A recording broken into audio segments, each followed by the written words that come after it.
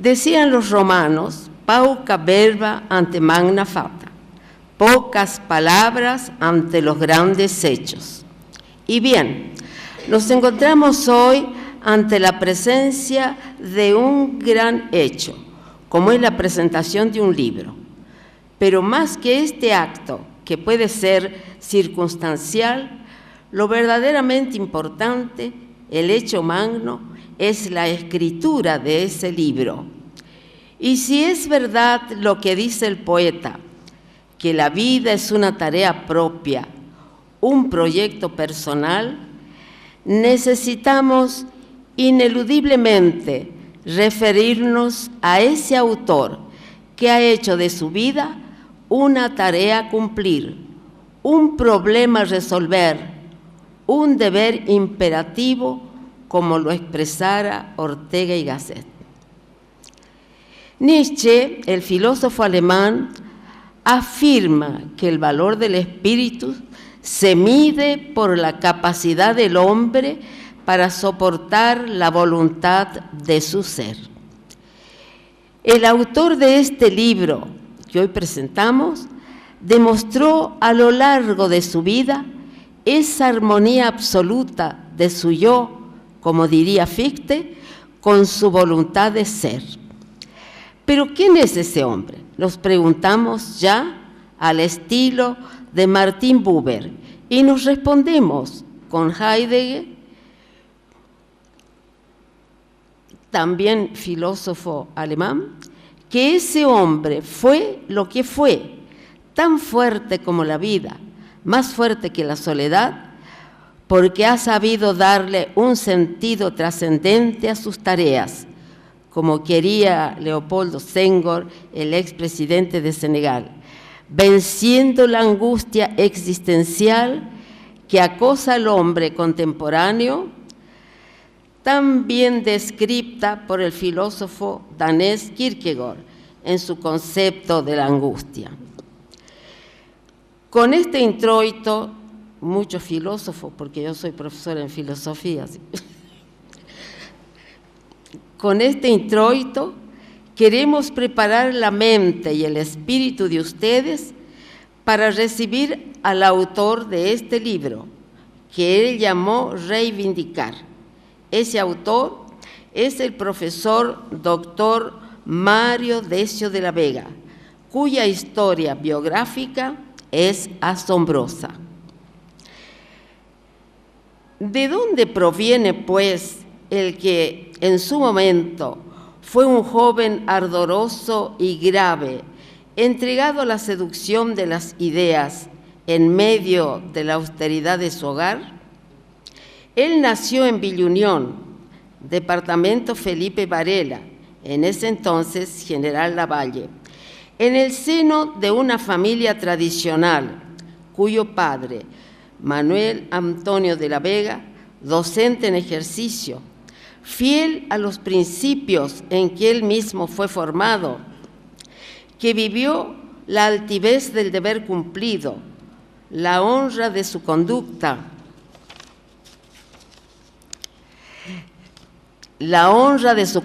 intachable, la gratificación de su noble entrega a los demás, trazó con mano firme, con visión certera, el camino sin desvío para sus hijos, secundado por su compañera de toda la vida, Candelaria Palacio, que llenó de ternura sus días, lamentablemente por poco tiempo, ya que para no desmentir el sentido trágico de la vida, al decir de Unamuno, murió joven.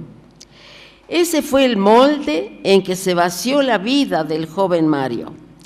Casi niño aún, abandonó tempranamente el hogar paterno, ya que por voluntad propia y la de su padre, ingresa a la Escuela Normal de Chilecito, en la cual recibió su primer título, Maestro Normal Nacional.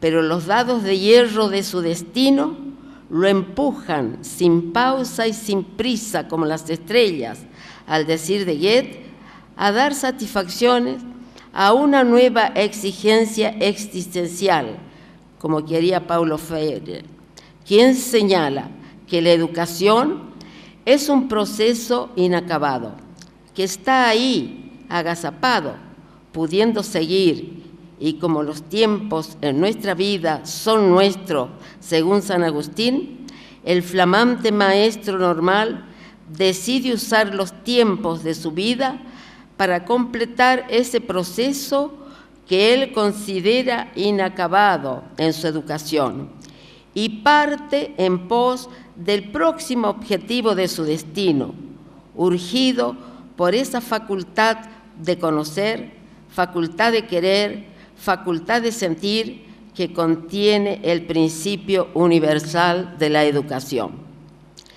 Llevado por esas ansias, transita los claustros de la Escuela Normal Superior de Profesores Alejandro Carbó de la ciudad de Córdoba, que abandona como triunfador, con un nuevo título bajo el brazo, el de profesor en ciencias, y con ese aval regresa al albergue que acunó sus sueños, la Escuela Normal de Chilecito.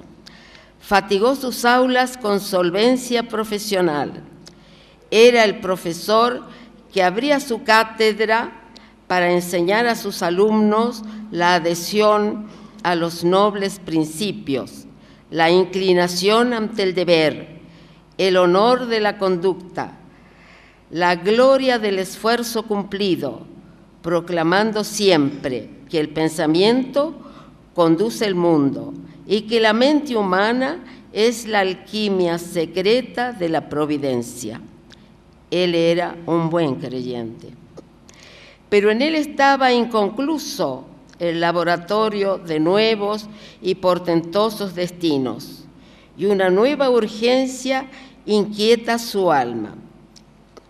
Se empieza a acumular una nueva ansiedad y no tiene más remedio que abrir las ventanas de sus ansias y dejar volar los pájaros de su nueva ilusión.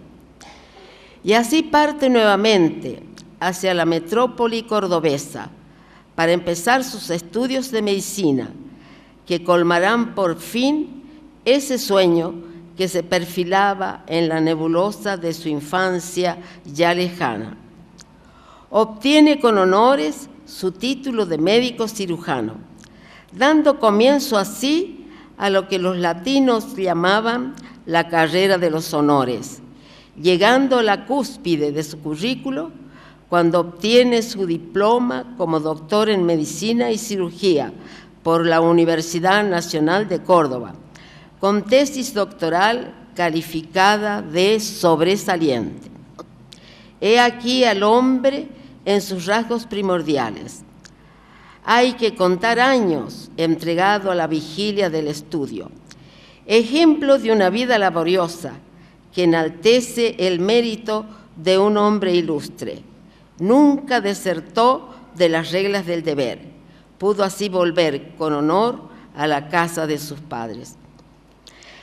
Pero con esa austera energía de su personalidad, no puede olvidar que la educación es un deber moral, es un deber social, es un deber cívico en las democracias, y resuelve enfilar la sabiduría de sus conocimientos.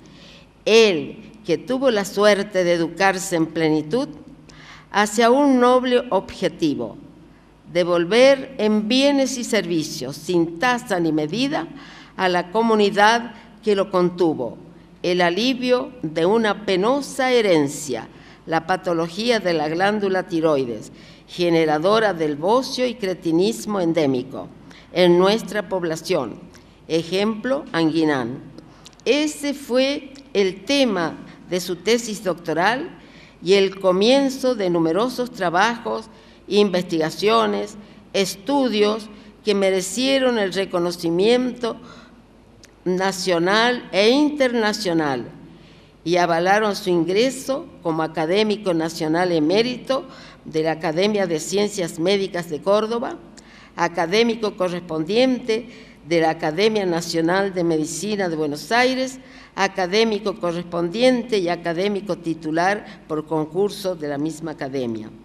Pero aquí no se agotan sus distinciones, premios nacionales y extranjeros, honores que colmaron las arcas plenas de su preclara trayectoria y que llenaron también de orgullo a su familia. Fue también médico cirujano posgrado en cirugía general en el Instituto de Perfeccionamiento Médico Quirúrgico en la Universidad Nacional de Buenos Aires, profesor investigador, docente, becado por la Organización Mundial de la Salud para perfeccionarse en Estados Unidos y otros países, miembro de la Asociación Americana de Tiroides, cita en Rochester, Minnesota, Estados Unidos, miembro de la Asociación Europea de Tiroides en la Universidad de Lovaina, Bélgica, miembro del Consejo Internacional de la Central de Organismos de la Organización Mundial de la Salud. Autor de varios libros médicos, como también de otros que no son justamente médicos, pero que sí sirvieron para hacerlo conocer como un brillante escritor. Algunos datos sobre el estado de los libros, especialmente médicos, son algunos datos sobre el estado nutricional de La Rioja, cáncer de tiroides en zona endémica de Bocio, la iodoprofilaxis en el comportamiento de la población, de la madre embarazada, el recién nacido y el niño en zonas de alta frecuencia de bocio y cretinismo endémico, aceite yodado intramuscular en la profilaxis del bocio y cretinismo endémico, etc. El doctor y profesor Mario Decio de la Vega, médico, maestro y profesor, fue también periodista, escritor y poeta, como lo testimonian sus numerosos libros no científicos que están contenidos en la solapa del libro, y culmina su carrera de investigador como fundador del Instituto del Bocio y Nutrición, que funciona en nuestra ciudad, que con justicia lleva su nombre y que es único en su género en nuestro país. Evidentemente, el doctor y profesor Mario de la Vega tuvo las dotes características del hombre superior.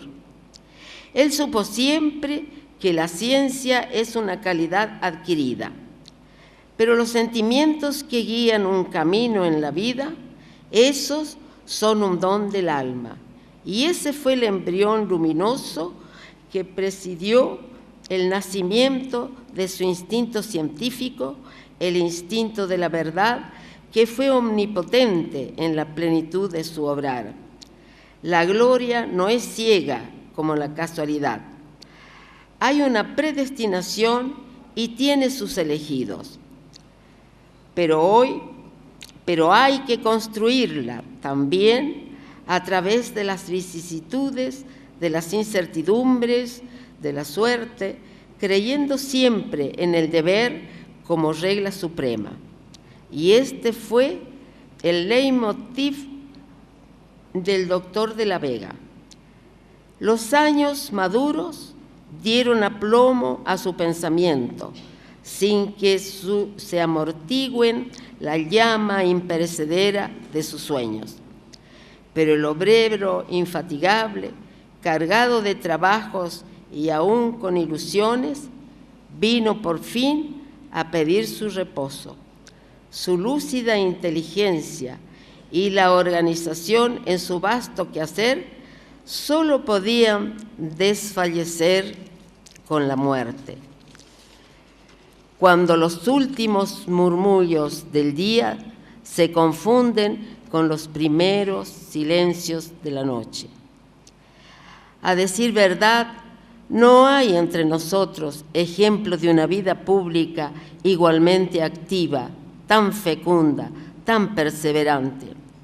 Fue un hombre culto, sin duda alguna, de fina sensibilidad, sentimental a su modo, perenne soñador, que amaba los textos clásicos cuyos autores frecuentaba y disfrutaba también con fruición de la música, especialmente la barroca, que no solo se conmovía con la poesía, sino que la cultivaba.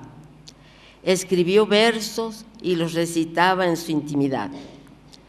En ese transcurrir frenético, apenas tuvo tiempo para replegarse sobre sí mismo y escribir su último libro, que dejó inédito y que su familia, su esposa, sus hijos ponen con nostalgia a la consideración de ustedes, de sus potenciales lectores, en estas celebraciones del centenario de la Escuela Normal, que lo ha contenido como alumno, docente y médico escolar, porque ese fue el deseo de su autor, que lo escribió con cariño, con ilusión, como un delicado homenaje, fino obsequio para una institución que él amó y respetó.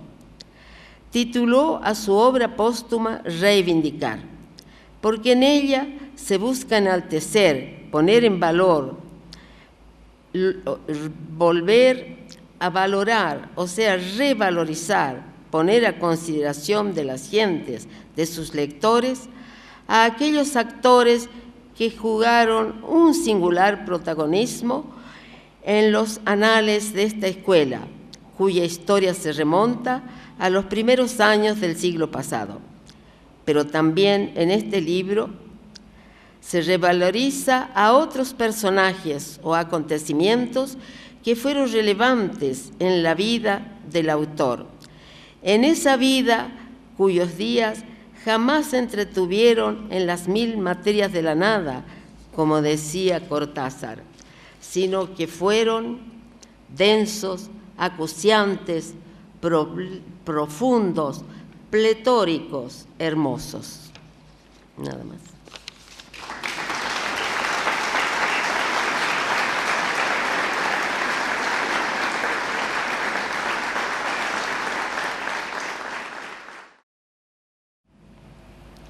Este libro, llamado Reivindicar, trata de recuperar, a modo de homenaje, las figuras trascendentes de varias personas ignoradas por muchos y que tanto contribuyeron en la educación de la provincia de La Rioja, especialmente en la creación de este centenario establecimiento educativo como es la Escuela Normal Superior Joaquín B. González, y mantener vivo su legado en el conocimiento de nuevas generaciones.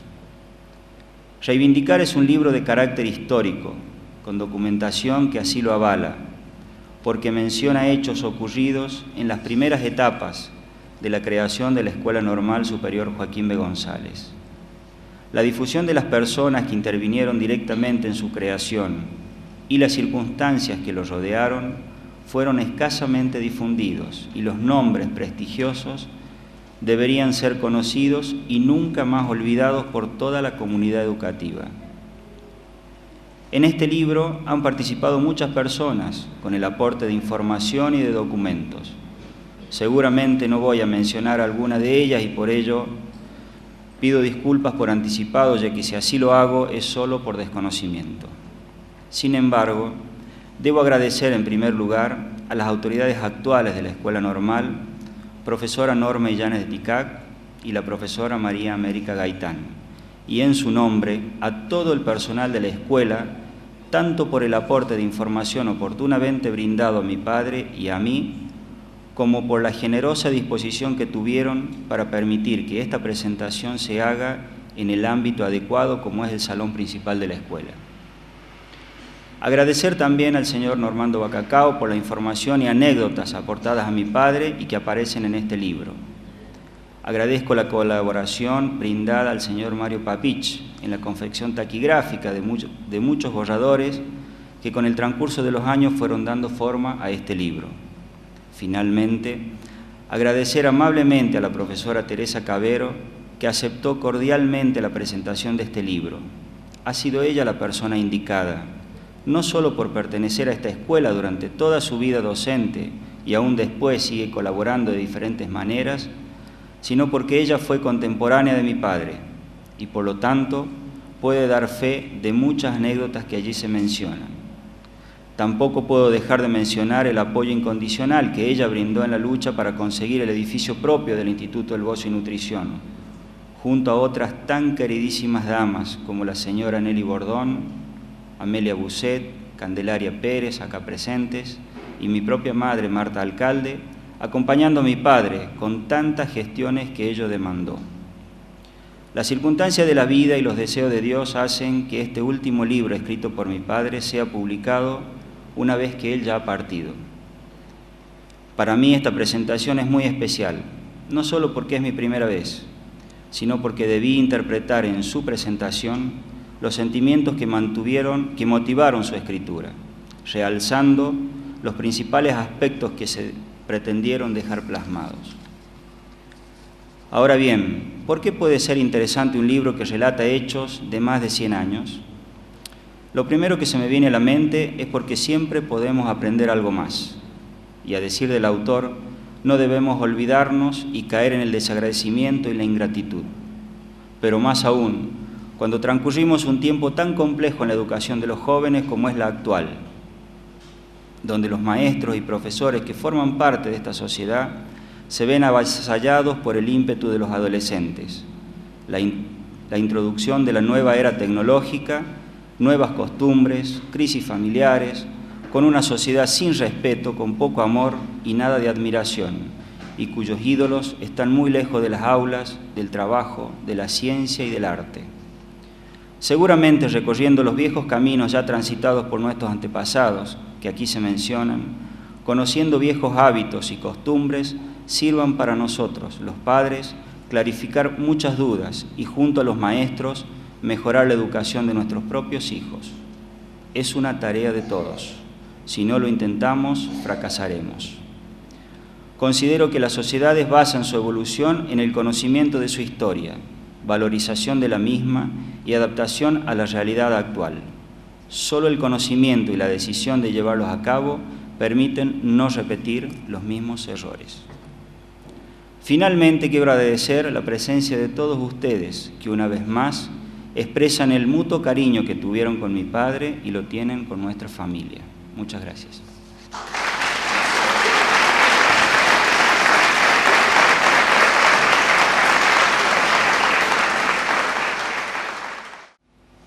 Bueno, la idea es tratar de explicar en muy pocas palabras el libro como a modo de introducción. Y de esta forma, con la profesora Cavero, la profesora Teresa Cavero, hemos tratado de hacer un pequeño resumen del libro para tratar de graficar y de mostrar algunas imágenes que allí aparecen y de esta forma ustedes puedan tener una idea del contenido del libro. Es una obra póstuma, como dijimos, que su autor dedica como homenaje a la Escuela Normal Superior Joaquín B. González en la celebración de su centenario. El libro inicia: si reivindicar de acuerdo al diccionario de la lengua española significa reclamar o recuperar uno lo que por razón de dominio, cuasi dominio u otro motivo le pertenece, eso es precisamente lo que con este trabajo pretendemos hacer para quienes tienen esta razón de dominio. En el primer capítulo se dedica a quien fundó la Escuela Normal, sus protagonistas, el doctor Luis María Robín, y sus colaboradores, José Ocampo y Enrique Brizuela, mantienen comunicaciones epistolares para poner en funcionamiento el establecimiento educacional en Chilecito. El segundo capítulo muestra la primera escuela normal de La Rioja, en la que ahora se llama Pedro Ignacio de Castro Barro, fundada cuando Domingo Faustino Sarmiento era presidente de la República en 1884. Los primeros directivos y docentes fueron las maestras norteamericanas, contratadas por el presidente Sarmiento en Boston, Massachusetts. Además, la influencia que tuvo la Asociación Docente de Chilecito, cuyo primer presidente fue el profesor Normando Bacacao, cuya semblanza como persona y maestro también es retratada. En la historia de la escuela normal estuvo a punto de desaparecer, un tema poco conocido por la mayoría de los chileciteños, pero que conmovió a todos los habitantes en la década del 40. Aquí son retratadas las gestiones que se realizaron para mantener la escuela normal para lo que había sido fundada. Existe un capítulo destinado a la semblanza de un precursor, el señor Manuel de la Vega, docente y diputado provincial, también agricultor, que durante su gestión bregó y fue el autor de la ley del Estatuto Docente Provincial, como así también otros proyectos relacionados a la equiparación de sueldos del magisterio provincial. En el transcurso de las hojas se relata la historia de la escuela normal, desde su fundación hasta nuestros días, la sucesión de nombres, transcribiéndose un artículo de la que entonces era la vicedirectora de la escuela, profesora María Elena Romero de Rojo, publicado en la revista literaria de la Sociedad de Escritores de Chilecito, en el cual se hace una síntesis de la escuela normal. Se llega al bicentenario y Revolución de Mayo y el centenario de la Escuela Normal de Chilecito, en la cual se hace un reconto muy interesante de la educación en nuestro país y una mención sobre los orígenes de la enseñanza universitaria en la provincia. La profesora Mercedes Bustamante Dinklage, como maestra del doctor Joaquín B. González, tampoco pasa desapercibida para el autor, quien realiza una semblanza de la destacada maestra. El autor siempre estuvo relacionado con la escuela normal. Desde alumno, luego profesor, concluye este libro con anécdotas mientras era pensionista en la pensión de Belia y conoció al señor Santos Pierini, quien estuvo a cargo de la construcción del actual establecimiento. Además, en la parte final se detallan los nombres de cada uno de los docentes de los diferentes niveles educativos que actualmente trabajan en la escuela normal. Esto como una forma más de mantener en la memoria de quienes trabajan en el centenario de esta escuela. Reivindicar concluye finalmente con un mensaje de su autor que está dedicado a sus lectores. Nada más.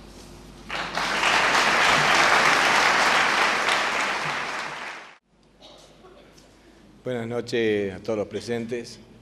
Bueno, yo como director del Instituto del Bocio y Nutrición quiero hacer un especial agradecimiento por la actitud loable de la familia del doctor Mario Decio de la Vega en cuanto a la donación de su ejemplar, la donación de los ejemplares, cuya recaudación va a ser destinada a la compra de equipamientos necesarios para el Instituto del Bocio y así cubrir una sentida necesidad tanto de la institución para poder completar los estudios que allí se realizan y además las necesidades básicas de la población, puesto que nosotros en el Instituto del Bocio estamos prestando servicio a toda la población de la ciudad de Chilecito, a la población de La Rioja y también estamos prestando servicio a poblaciones de provincias vecinas. Con este equipamiento, especialmente es el ecógrafo que inicialmente vamos a comenzar a utilizarlo, queremos completar todo el desarrollo principal del Instituto del Bocio. Bueno, también considero que dentro es el pensamiento que tuvo el doctor Mario Decio de la Vega, contribuir con su aporte para que el instituto siga desarrollándose. Y bueno, queda más que volver a agradecer a toda la familia del doctor y al doctor Mario Decio de la Vega por tan noble gesto de la donación. Muchas gracias para todos. A continuación, hará entrega de ejemplares a la Biblioteca de la Escuela Normal Superior Joaquín B. González, la esposa del doctor, señora Marta Elena, alcalde de La Vega. Le entregará a las autoridades de nuestro establecimiento. Invitamos a la directora del Jardín de Infantes, a la directora de nivel primario y a la directora del Instituto Superior.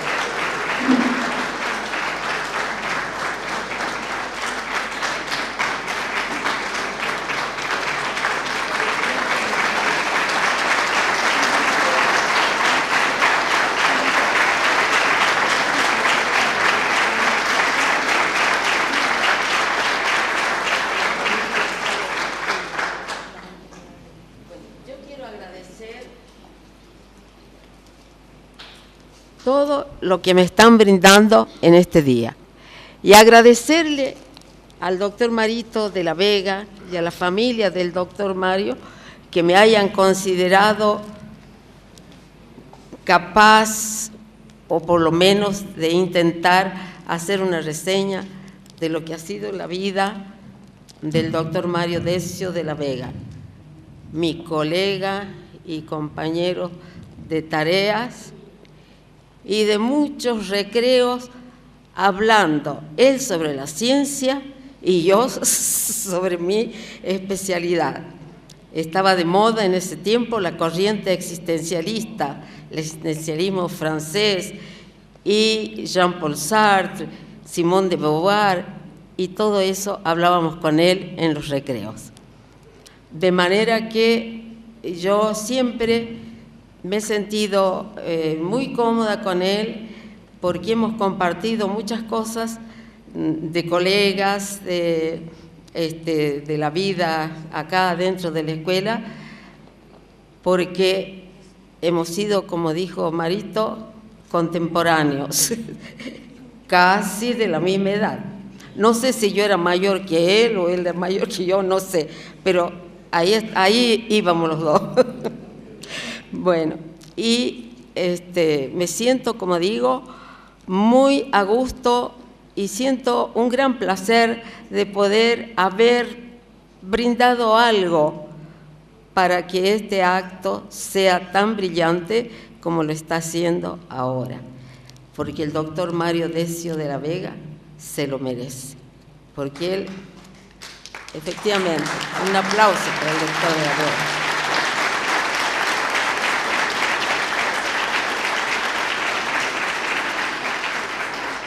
Porque él ha brindado mucho de sí, no solamente en el campo de la medicina, sino ya hemos visto que él también era aficionado a muchas otras cosas del espíritu, y eso también es una gran donación para nosotros.